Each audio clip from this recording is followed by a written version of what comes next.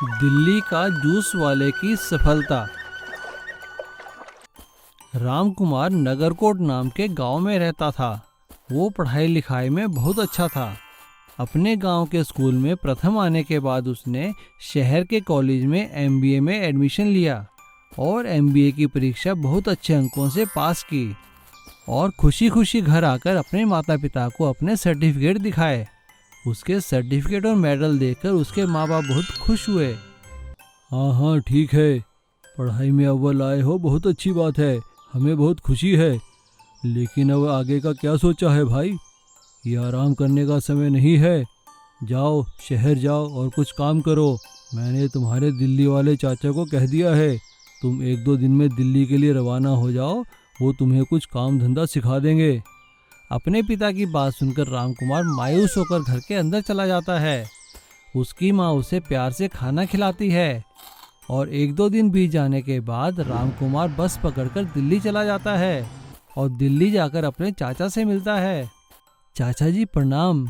अरे रामकुमार, आगे बचुआ, आओ आओ बैठो। चाचा जी, वो पिताजी कह रहे थे कि आप कुछ हमें काम धंधा दिलवा देंगे। हाँ बेटा, देखा तो है 1-2 जगह तुम्हारी नौकरी का, कल ही चले जाना वहाँ पर। रामकुमार अपने चाचा की बताई हुई जगह पर नौकरी के लिए जाता है, लेकिन उसे अपने एमबीए होने का बहुत घमंड था। वो जहाँ भी नौकरी मिलती उसे अपने लायक नहीं समझकर मना कर दिया करता था। ये देखकर उसके चाचा ने रामकुमार के पिता से फोन पे बात की। सारी बातें सुनकर रामकुमार के पिता ने अपने भाई से रामकुमार को सबक सिखाने के लिए कहा। अगले दिन चाचा ने रामकुमार से कहा, अरे भाई रामकुमार, उठो उठो, चलो तुम्हें काम पर जाना है। चाचा जी, काम पर? नौकरी तो मेरी। हाँ हाँ मुझे पता है, चलो आओ मेरे जूस के ठेले पर चलो, आज से मैं तुम्हें काम सिखाऊंगा। क्या चाचा जी, जूस का ठेला और मैं? हाँ हाँ चलो भाई, कब तक यूं बैठे मुफ्त की रोटियां तोड़ते रहोगे, चलो उठो। रामकुमार बड़े ही मायूस मन के साथ अपने चाचा के जूस के ठेले पर काम करना शुरू कर देता है। लेकिन जूस के ठेले पर काम करते करते उसे उसमें बहुत आनंद आने लगता है, क्योंकि उसमें उसे एक अच्छी कमाई दिखती है और अपने एमबीए में पढ़े हुए पाठ याद आते हैं कि कोई भी काम छोटा या बड़ा नहीं होता, हम उसे छोटा या बड़ा बना सकते हैं। और अब रामकुमार ने अपने चाचा से कहकर अपने लिए एक अलग जूस का ठेला बनवा लिया और उस पर लिख दिया एमबीए जूस वाला। इस तरह अब रामकुमार अपने जूस के ठेले पर मॉडर्न तकनीक और साफ सफाई से जूस बेचने लगा और अब उसका जूस का काम काफ़ी चल निकला, क्योंकि उसे अब मेहनत की कीमत पता चल गई थी। और अब रामकुमार दिल्ली में एमबीए जूस वाले के नाम से जाना जाने लगा। उसने अपने चाचा जी का शुक्रिया अदा किया।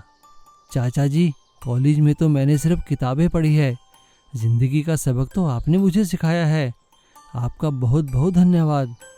अरे बचुआ, धन्यवाद करना है तो अपने पिताजी का करो। और रामकुमार गांव जाकर अपने माता पिता का धन्यवाद करता है और उसके माता पिता खुश होकर उसे अपने गले से लगा लेते हैं। इसीलिए कहते हैं, हमें कोई भी अच्छा काम करने में शर्म नहीं करनी चाहिए। विशाल गाय का घर। राघव और रमोना अपने खेतों में दिन रात खूब मेहनत किया करते थे। उन दोनों का खेत पूरे गांव में सबसे सुंदर और सबसे अच्छी फसल दिया करता था। राघव और रमोना हमेशा दूसरों की मदद करने में हमेशा आगे रहते थे, इसीलिए लोग उन्हें पसंद भी बहुत करते थे। एक दिन खुदाई के दौरान रमोना को एक जोर की आवाज सुनाई देती है। वो राघव से कहती है, अरे ये आवाज कैसी? जरा इधर आओ। दोनों मिलकर देखते हैं कि उनके खेत के नीचे एक बहुत बड़ा गाय के रूप का घर है। उस घर को देखकर दोनों हैरान रह जाते हैं। राघव रमोना से कहता है, अरे, आज से पहले इस घर को यहाँ कभी नहीं देखा, जरूर ये किसी ने यहाँ दफनाया है रमोना, हमें तो कुछ करना होगा।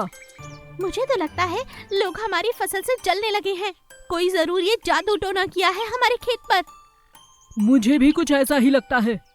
चलो, मुझे शक है कि ये सीताराम ने किया होगा। चलकर उसके खेतों में आज रात ये दबा देते हैं, सारा का सारा दूध का दूध और पानी का पानी हो जाएगा। हाँ, ये तुमने ठीक कहा। दोनों मिलकर रात के अंधेरे में जाते हैं और वही बड़ा सा घर सीताराम के खेतों में दबा देते हैं। ऐसा करने के बाद अगले दिन जब वो अपने खेत पर लौट कर आते हैं तो देखते हैं कि सीताराम का खेत एकदम उजड़ चुका है। हाय राम, ये क्या? सीताराम भाई का खेत तो देखो पूरा उजड़ चुका है। कहीं ये हमारी कल की गलती की वजह से तो नहीं? राघव रमोना से कहता है, इसी ने ये घर हमारे खेतों में किया था। ये मत भूलो, अगर हमने ऐसा ना किया होता तो ये हमारे साथ हो रहा होता। चलो काम पर चलते हैं। दोनों पति पत्नी फिर से काम पर लग जाते हैं। उधर सीताराम रो रो कर बुरा हाल कर लेता है। हाय राम, ये मेरे साथ क्या हो गया? किसने किया ये मेरे साथ?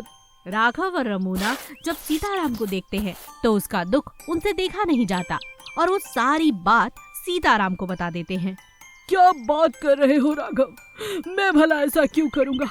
और ये काम तुमने क्यों किया? चलो मेरे साथ, चलो अभी मेरे खेत में और वो गाय का घर बाहर निकालो। जरूर इसके पीछे कोई और है, मैंने ऐसा कुछ नहीं किया। अब तीनों मिलकर फिर से सीताराम के खेतों से वो गाय का घर बाहर निकालते हैं। उसमें एक दरवाजा था। जब उसे खोलते हैं तो वहाँ पर एक जादुई गाय बैठी हुई थी जो जोर जोर से हंसने लगती है और कहती है,